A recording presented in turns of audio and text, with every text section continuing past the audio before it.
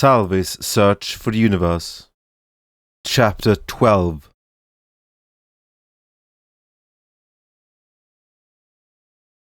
I, Salvi repeated. Yes, and how are you doing? Branelkov asked expectantly. Salvi feel good.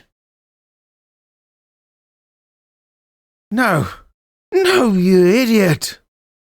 He palmed his brow and shook his head. How many times do I need to explain it? You're supposed to say, I am feeling good. Who, I? I is you. Salvi, not I. Salvi. Yes, but everyone is I. He spread his arms and said it with mock warmth, as if he were explaining it to an infant. I'm I, you're I can be anyone. Salvi looked troubled. I say confusing thing. She peered at him with one eye, waiting for his response. He was confused at first, until he realized she was in fact referring to him. No. You only use I when you talk about yourself. When you talk about other people, you're supposed to use you. She was staring at him. Her eyes were about to screw cross as she struggled to make sense of it all. I am me and you are you. But if you were me, you would say I am me and that I am you. It's... Oh, never mind. He was beginning to regret even trying. He hobbled behind Salvi on the beaten path. 2 days had passed since they found the trail, which was unsurprising for how rough and unused it was.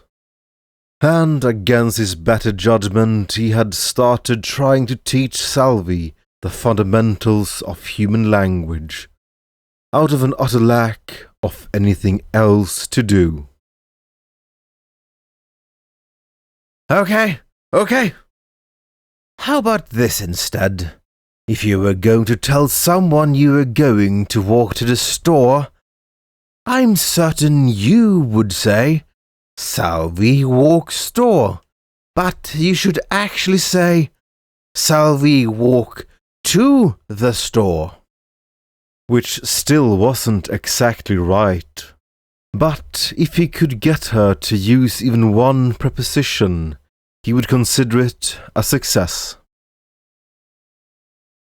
She fingered her chin. Branelkov mean useless word? Excuse me? Useless words? Is that what you said? Yes! Useless word! Salvi here, lots useless word. Salvi not use. Why use word not needed? Salvi think stupid. Waste time. I fail to see how prepositions are useless. As a self-proclaimed poet, he took insult to his language personally. Salvi no use useless word. Branelkov understand Salvi. See? Useless word. She proclaimed as if she had made some profound statement. He puffed up. That's... He let himself deflate. it wasn't worth it. Salvi no need learn anyway. Salvi learn after find itty. Who's this itty anyhow? Know who? Itty place. Okay. What is itty then? Universe itty. The university. He barked in disbelief. That's why you're going to Panes? You're trying to go to the university? Salvi's eyes suddenly went wide. She had been travelling with him so much. She had almost forgotten. But Branelkov was human. What was she doing? She was trying to steal Itty from the humans. What would she do if he tried to stop her? Branelkov looked over her, then sneered. Well, good luck with that. He was on her side. He was on her side. She wrapped her arms around his waist. Thank Branelkov. Hey, what? Get off me! You're going to make me lose my balance. He pushed her away. She tottered breezily and stared back at him. What? She pumped her fist. I do I best. He squinted at her. After much deliberation, he decided what she meant was something along the lines of, "I will do my best," which was something he could only guess at from weeks spent with the creature. But he still hadn't the faintest clue as to what she was so excited for. The path continued on and on through the same humdrum forests of green and brown. He supposed a poet could describe the dancing shadows across the forest floor and the burbling streams singing with the chirping birds to form some kind of sylvan serenade or whatever. But no matter how florid one could describe it, it was the same scenery he had been looking at for days. He would have found the colours that appear when you press your thumbs into your eyes to provide far more visual interest. Though he felt like he was seeing colours here and there, his vision blurring around the rims of his eyes. His breath was heavy, and he felt cold despite sweating enough to call it a bath. But he had never strained himself this hard, so it was probably just exhaustion. And the twisting pain in his stomach was probably just a cramp from walking so much. When fine town. Salvi moaned. Why are you complaining? He wiped his haggard brow. I thought you liked walking around in the wild forest. Salvi get bored. Right. He rolled his eyes. Well, we should be, he panted, getting close to one pretty soon. How Branelkov know?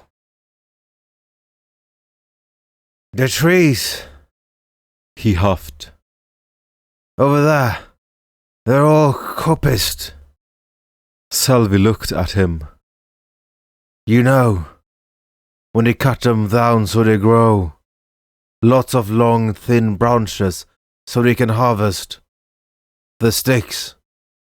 Why was it so cold? It was so hot the other day. A village did that. We can't be further than a day's walk away. Brennelkoff, so smart! She exclaimed. He puffed up with far too much pride for what any peasant could have told her. In fact, if it had been an ordinary peasant, they could have told her that hours ago, just from the state of the forest. It clearly had been cultivated by humans. The only reason he knew about coppicing was because he recalled his father needing to resolve a dispute over the right to coppiced land. Because his instincts were so dull, it was only 30 minutes before the forest fell away and the village appeared in the distance. Plains, farms and cottages covering the rolling hills like a patchwork quilt. Around the city circles a palisade made from countless trunks of whole trees, stuck into the ground and sharpened on the tips. There couldn't have been less than 1,000 trees surrounding the whole village. Salvi beamed. Something went whomp. Look!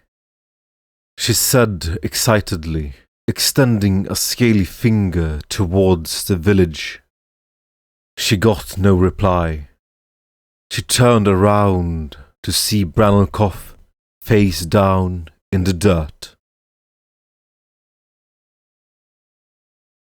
He's got dysentery, at least 2 kinds of intestinal parasite, molasses, which I've only seen in livestock, and though I'm not a priest, I'm pretty sure he's been cursed.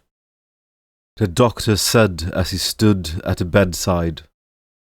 Quite frankly, I'm at a loss as to how he's still alive. Salvi didn't know what any of that meant, but she knew it was bad. Salvi looked at Brennelkoff's unconscious body laying in bed. His face was gaunt and his skin clammy and pale. Dragging him to the village had been an ordeal.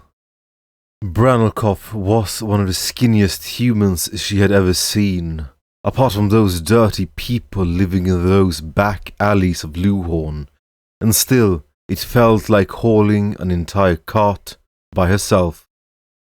It had taken her ages to get back along the main road, looking like a lioness, dragging back her kill.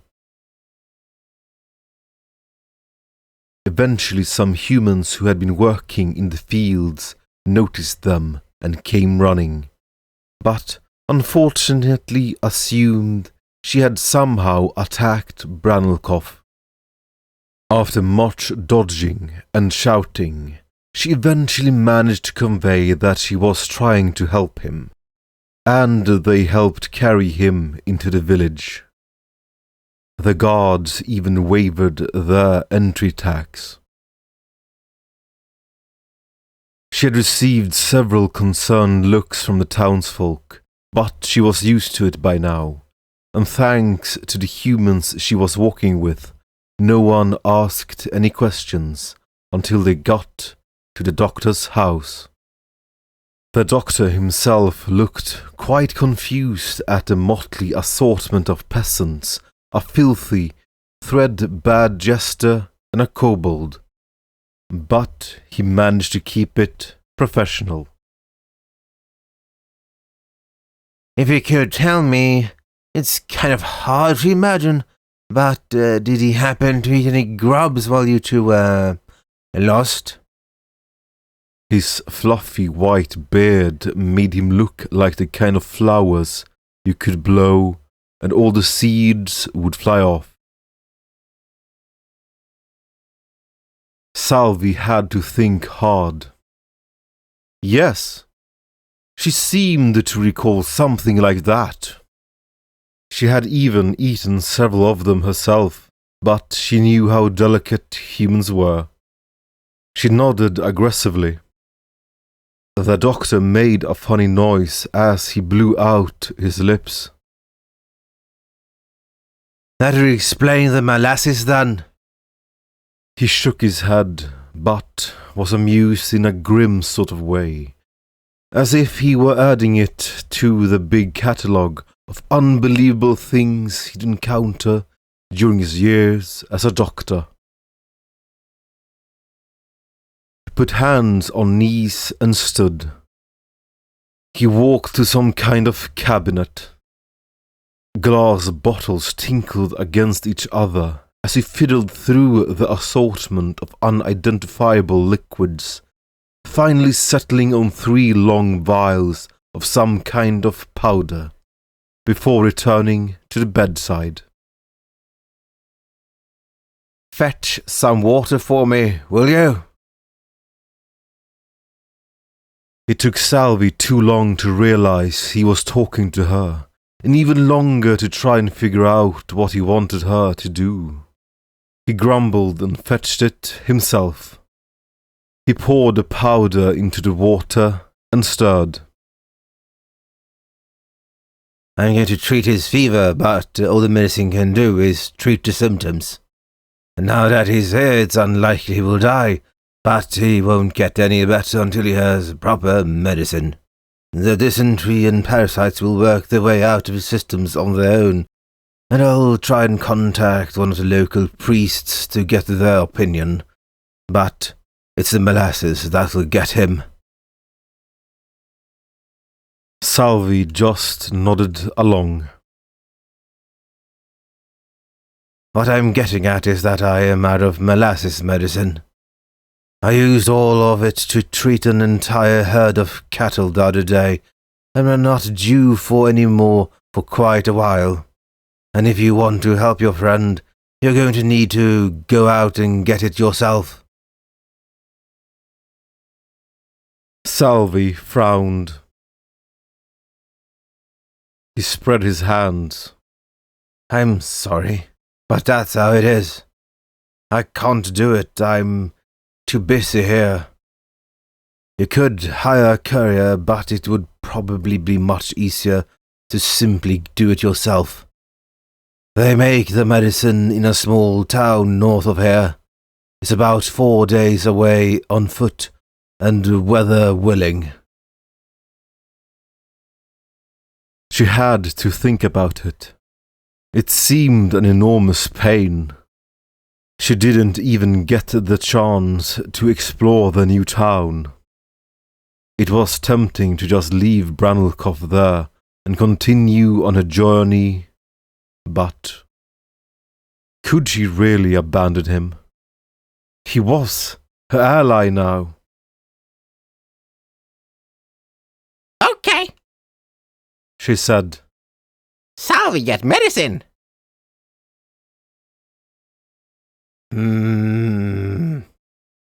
He hummed and walked over to the desk. He scribbled something onto a piece of parchment, folded it over, and handed it to her. When you get to the village, ask for someone called Raymond, and give this to them. How Salvi find village? It's simple, really. There's a road to the north. Just follow it and... Wait. A weak voice moaned. The bed stirred. Don't push yourself, son. The doctor strode to Branelkoff's side. You're in a convalescence home now. Just focus on keeping your strength. Wait.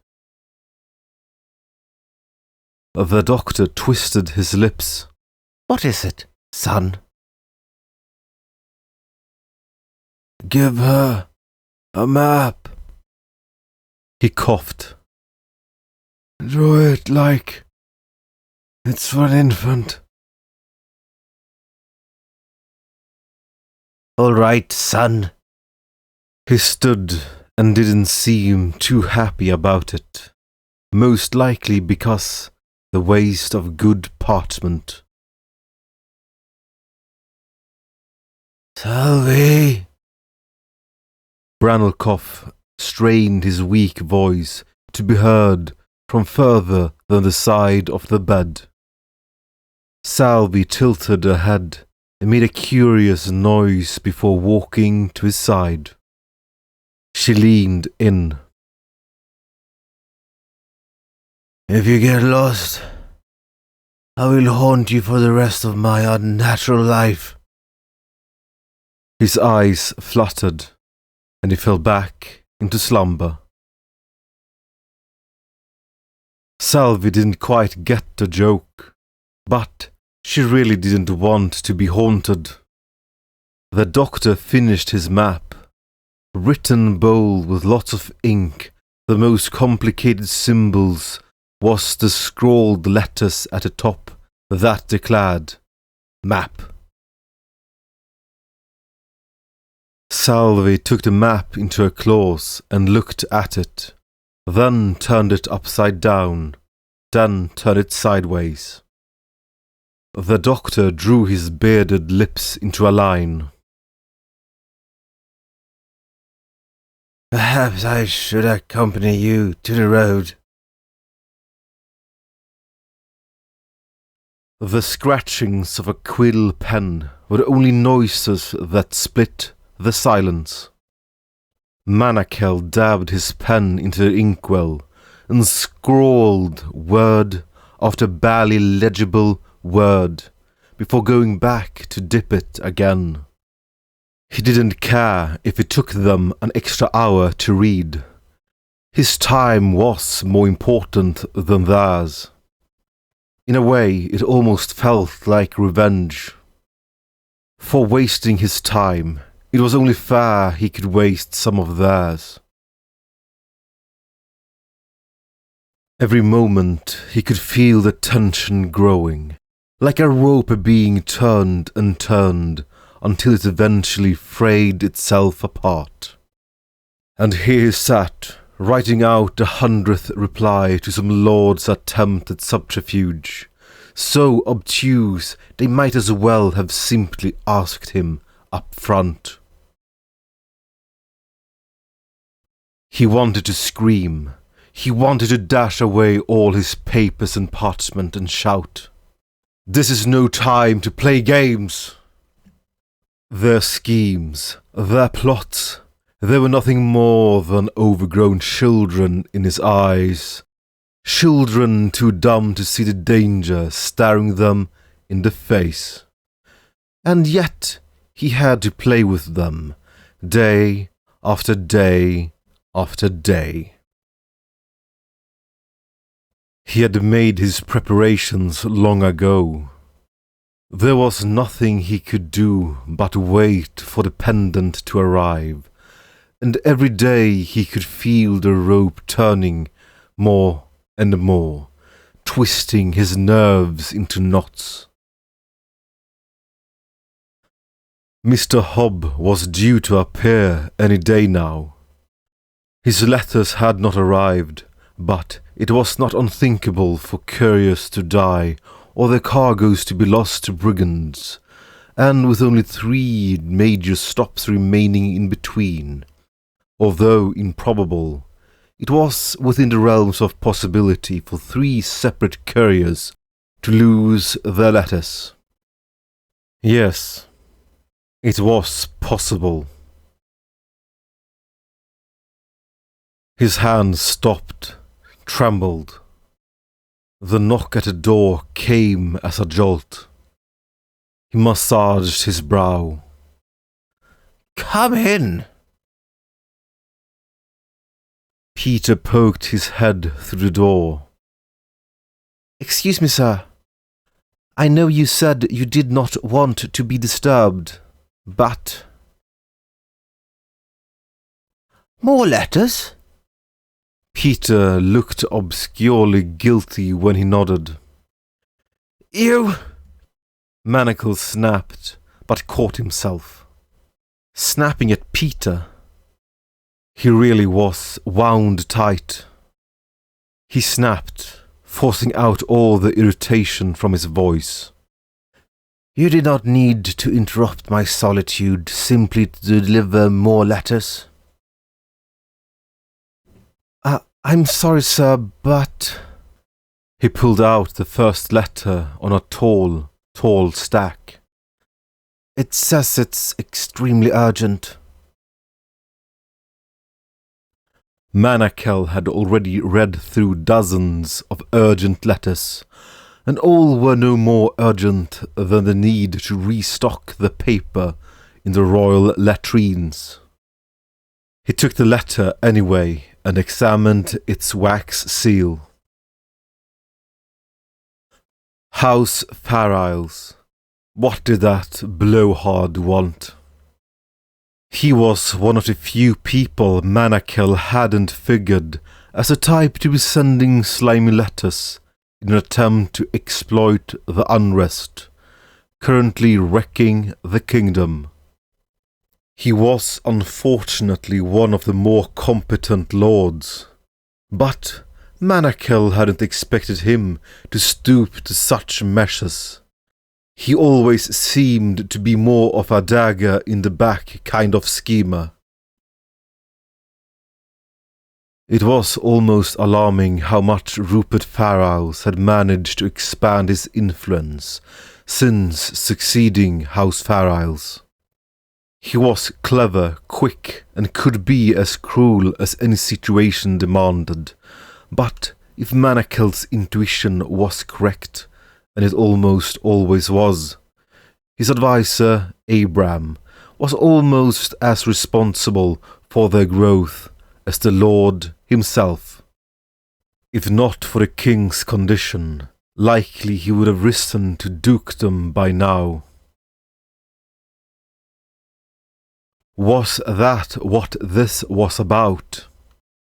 An attempt to secure the title of duke before the king could find a successor?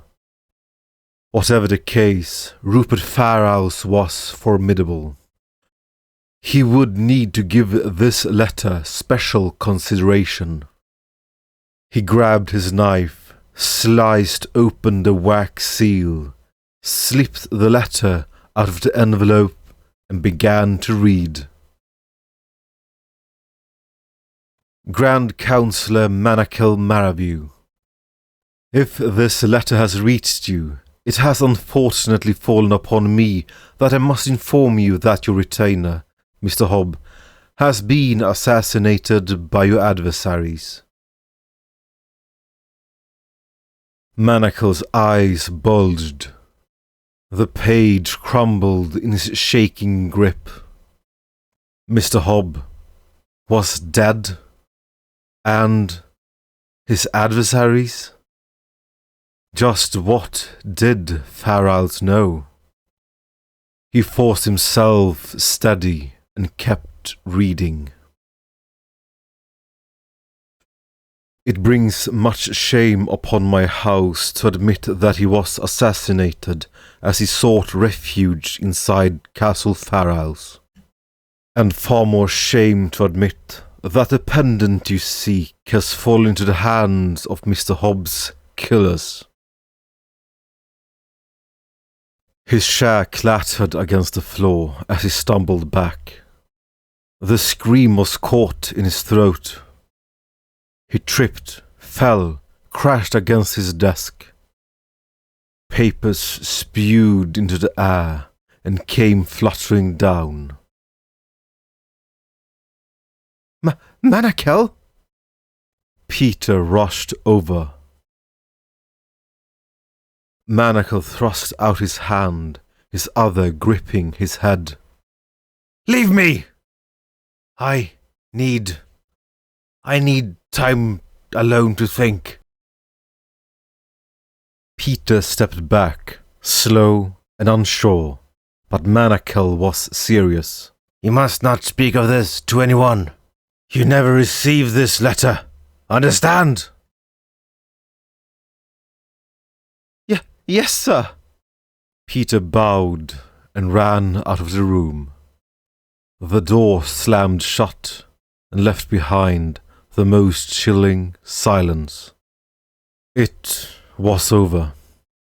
It was all over. Was there some way he could convince the nobles without both brother and sister pendants? No. It was hopeless.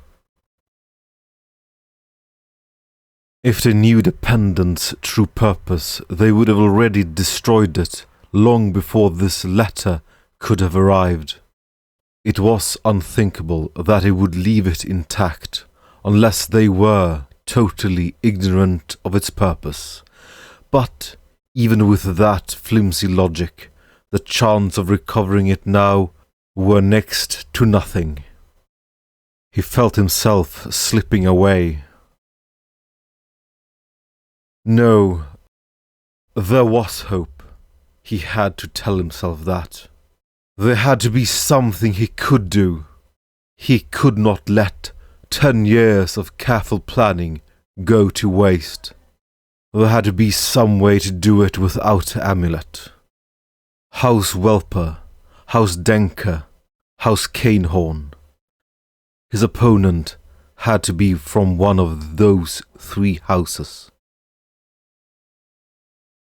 If he could root them out, torture them, drag them in front of the other nobles to confess.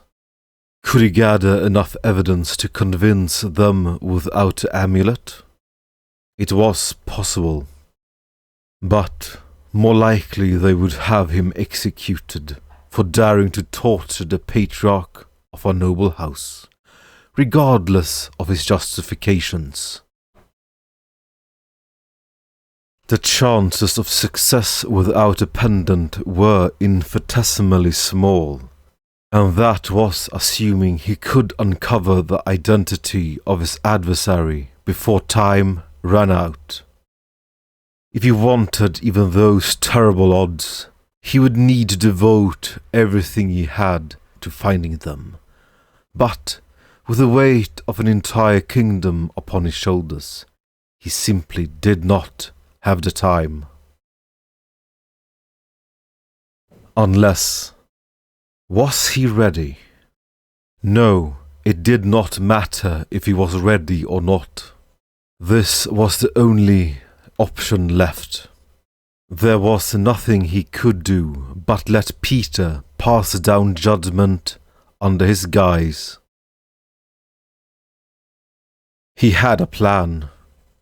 No longer did the ground feel as if it would break under his feet. He had found something to stand on, flimsy as it was. He worked himself up from the floor. His old hips ached. The letter was crumpled into a ball in his left hand. He had almost forgotten about it. He read the rest of the infelicitous letter down to the last excruciating detail, but the end caught his attention. House Pharaohs lends you its aid. House Pharaohs lends you its aid. Written twice, as if he wouldn't believe them the first time. He almost laughed, but it was reassuring in a way. If it was help they were offering, he was in no position to refuse. Braum yawned. His eyes burned for sleep. No moonlight shone to give the shadows shape in the warm summer night. An oil lamp hung lightless at his waist. its flames stifled by the metal shutter drawn around it to keep it from giving up his position. Its light was unneeded right now. He was supposed to be patrolling, but he wasn't feeling up to it right now. No one would notice him slacking off. It was nearly dark as pitch. He would need to shout to be heard by the nearest sentry, and for all he's been forced to put up with, he deserved a little break. Besides, it wasn't as if he couldn't keep watch, standing still. In fact, he thought it was much stealthier this way. Having rarely left the city he was born in, he was unprepared for just how wet forests were. It hadn't rained for days, and yet he was covered in a fine layer of dew. He was afraid more than his crutch was going to rot away if things kept going the way they were. He yawned again. Would anyone notice if he caught some shut-eye? He looked around the black nothing, so utterly devoid of anything. His brain had started imagining colors whirling in the dark, just to make it less boring. Probably not. He utilized all the hard-earned night watch experience to locate a fallen log in the darkness, without needing to raise the shutters of his lamp, and sat on it. He stuck the butt of his spear into the dirt and leaned into it. If anyone came by, he could just claim he was taking a little break. He closed his eyes. It was unbelievable just how good it felt. They felt like leaden weights. He didn't think he could open them, even if he tried. He nodded listlessly and leaned limp against his spear, drifting far, far away. Something rustled in the bushes. It almost slipped past his attention. It was probably an animal, but it didn't sound right. It was far too careful and slow. No animal moved like that. His eyes shot open as a pulse of adrenaline surged through him. He leapt to his feet, gripped his spear, pointing it towards the noise. Blood pumped in his ears as he burned his eyes into the darkness, strained wide. If he used his light, he would become nothing more than a big, bright target amidst the sea of black. The noise came again, slow and stalking. It was getting closer, closer, then suddenly burst into a sprint. It had seen him in this darkness. He thrust his spear into the darkness, but it slipped under and lunged for his chest. He gasped. This was it.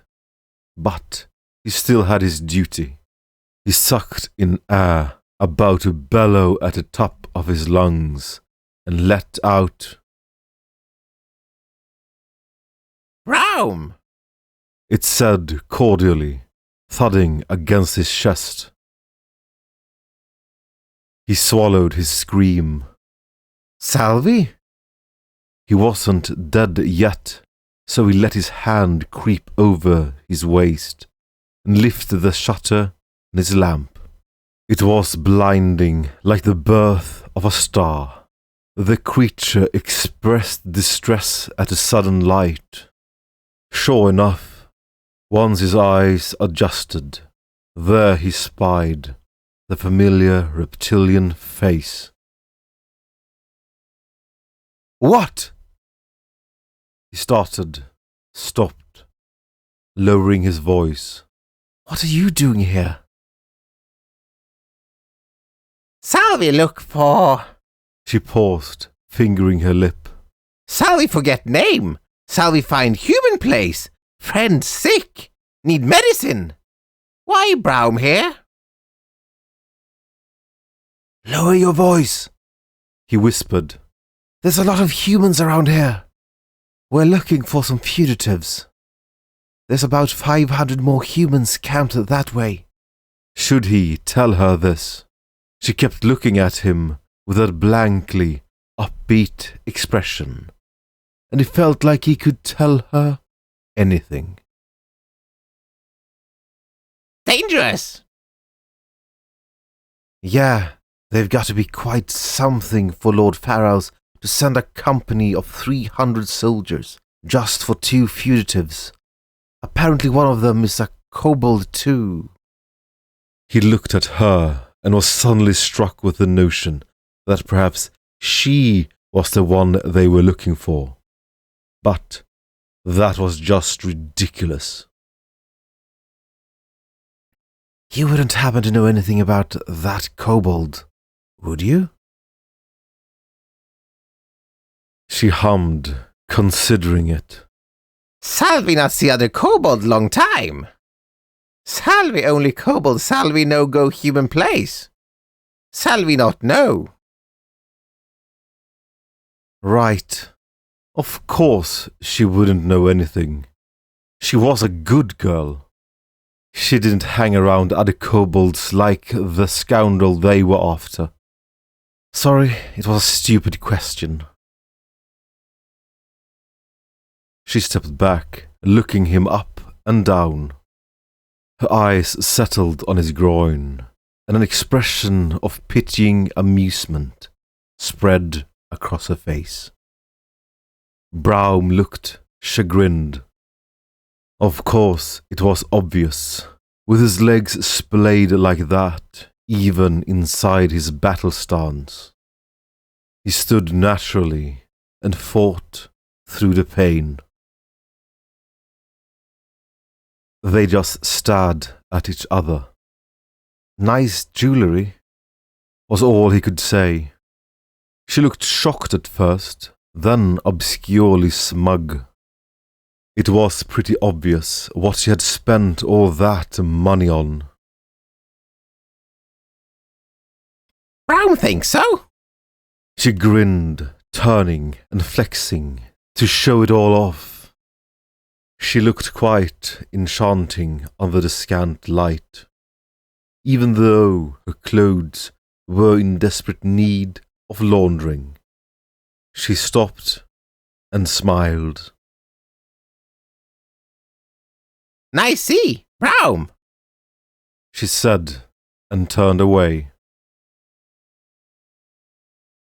Wait, you're leaving already? Salvi need hurry. She waved and was already walking away. Wait, He said a little louder than intended. Salvi stopped, tilted her head at him. The humans around here, they're looking for kobolds. She didn't look like she quite understood. They might mistake you for one of the ones they are looking for. They're pretty serious about this search. Even though you're innocent, if they find you, they'll probably do terrible things to you. It's best you avoid them. Ah, She got what he was saying. Salvi okay. Humans bad see night. See lots away here. Get away fine. Still, He couldn't help but worry. Even if she did ambush him quite splendidly just a few minutes ago. tomorrow we're going to patrol down the valley, that way. That's where the tracks lead. As far as tracks go, They were nigh incomprehensible, and smacked of someone toying with them, as they looked back on themselves countless times. But it was all they had to go on. Stay above the ridge and you probably won't run into any scouts. But just be careful, okay? Okay. She said cheerfully, apparently oblivious to the danger she was in, just standing here talking to him. Bye. She waved and left for real this time. It was nice seeing you again. He called after her, a little too late. He sat back on the log and shuttered his lamp. It would take some time for his night vision to return. For some reason, even though he was still stuck in the same terrible situation, he was smiling.